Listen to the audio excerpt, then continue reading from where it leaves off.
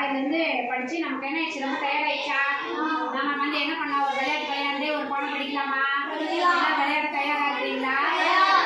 நம்ம வந்து ஸ்டெம் அப்படின்னு சொல்லிட்டு சயின்ஸ் எக்ஸ்பெரிமெண்ட்டும் மேத்ஸ் எக்ஸ்பெரிமெண்ட் செஞ்சு பார்த்துருக்கோம் இல்லையா? இப்போ நம்ம ஜாலியாக இருக்கிறதுக்காக நம்ம என்ன பண்ண போகிறோம் அப்படின்னு சொல்லி கேட்டால், ஸ்டெம் அப்படிங்கிறதுல இருக்கக்கூடிய மேத்ஸ் கணிதத்தை பற்றின ஒரு செயல்பாடுகளை நம்ம செஞ்சு கற்றுக்க போகிறோம். ஓகேவா? அது ஒரு விளையாட்டாகவும் விளையாட போகிறோம். இப்போ நம்ம வேறு விளையாட்டெல்லாம் விளையாடுறத விட நம்ம பாடம் சார்ந்த விளையாட்டு நமக்கு இன்னும் கொஞ்சம் இன்ட்ரெஸ்ட் தானே, நமக்கு ரொம்ப பிடிக்கும் தானே. அதனால் நம்ம என்ன பண்ண போகிறோம், போன வாரத்தில் என்ன படித்தோம், வட்டம் பற்றி படித்தோமா? அளவைகளில் வட்டத்தை பற்றி என்ன தெரியும்? வட்டம் வந்து என்னது, என்ன பரிமாணம்? ஒரு பரிமாண அளவு. அது அந்த அளவு எது, என்ன அளவு வச்சு வட்டம் போடுவோம்? ஆரம். வெரி குட், ஆரத்தை வச்சு போடுறோம். சரி, எத்தனை ஆரங்கள் சேர்ந்தது விட்டம்? ஒரு விட்டம். சரி, இப்போ வட்டத்தின் பரப்பளவு சுற்றளவு கண்டுபிடிச்சோம் இல்லையா? வட்டத்தின் பரப்பளவு அல்லது சுற்றளவுக்கான ஃபார்முலா என்ன சொல்லுங்க? அந்த இடத்துல என்ன சொல்றீங்க? 2πr. 2ங்கிறது மாறிலி, 2ன்னு தெரிஞ்சிருச்சு. 6ங்கிறது ஆரம்னு தெரிஞ்சிருச்சு. அதுல பையின்னு ஒரு மதிப்பு வருது இல்ல, அதை மாறிலின்னு சொல்லி கொடுத்துருந்தேன்னா அதோட மதிப்பு என்னன்னு சொல்லி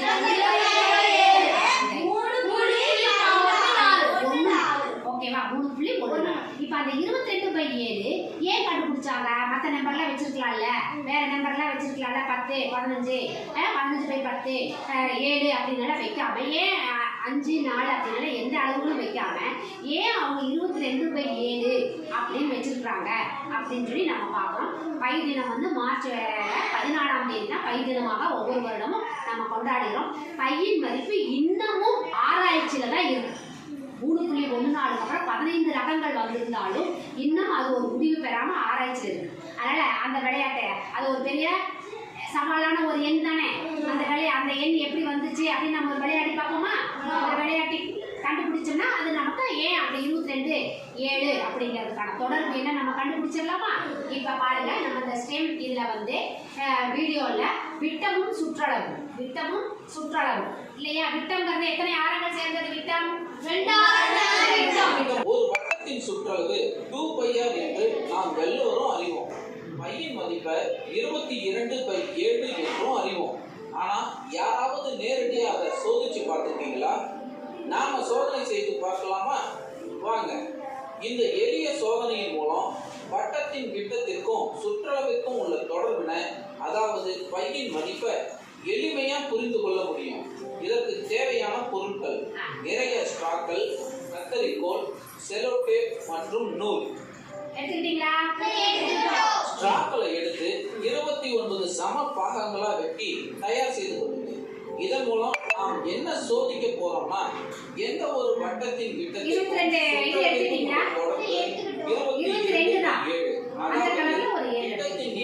7 ஸ்ட்ராக்கள் அளவு இருந்தால் சுற்றளவின் நீளம் 22 ஸ்ட்ராக்கள். ஒரு 2 ஸ்ட்ராக்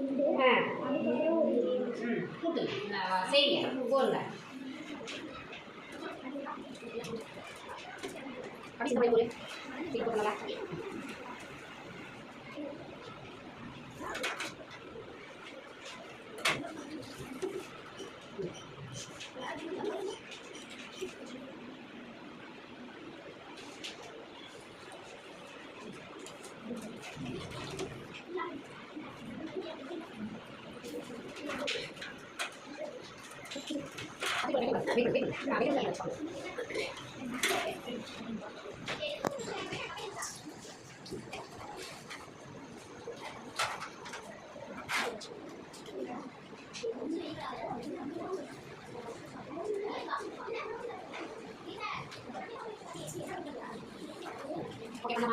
போட்டு மீதம் இருக்கிற நூலையும் ஸ்ட்ராக் உள்ளேயே திணிச்சு விடுங்க.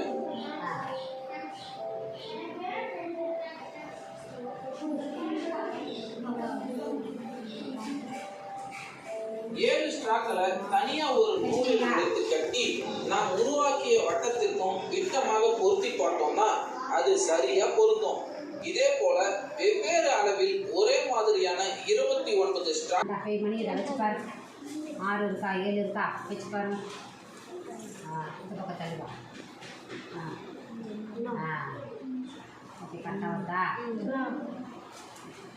ஓகே, இங்கே அது வந்து அந்த அந்த நூலுக்கு வந்து இது ஓகே, ஓகேவா? புரியுதா எப்படின்னு? அவ்வளோதான். ஓகே, இப்போ வீடியோ முடிச்சிடலாமா? மணியன் பாரு. கொண்டு இந்த சோதனையை செய்து பார்த்து பையின் மதிப்பு 22/7 உங்களுக்கு பையின் மதிப்பு எல்லாமே மறக்காது. ஏன்னா நீங்க செஞ்சு பார்த்துட்டீங்க. செஞ்சு கற்றுக்கும் பொழுது ஒரு விஷயம் நம்மளை வந்து என்ன பண்ணாது, எப்பவுமே மறக்காது. எப்ப கேட்டாலும் ஞாபகத்துக்கு வரும். இந்த 22/7 பாருங்க, இந்த இடத்துல 7 இருக்கா? பையின் மதிப்பை எப்படி கணக்கிட வேண்டும் என்று பார்த்தீங்களா? நீங்களும் செய்து பாருங்க. இந்த பயிற்சியை மேற்கொள்வதன் மூலமா எளிய பொருட்களை கொண்டு நம் படைப்பாற்றல் திறனை நாமே வளர்த்துக் கொள்ளலாம். ஓகேவா? நன்றி மாணவர்களே.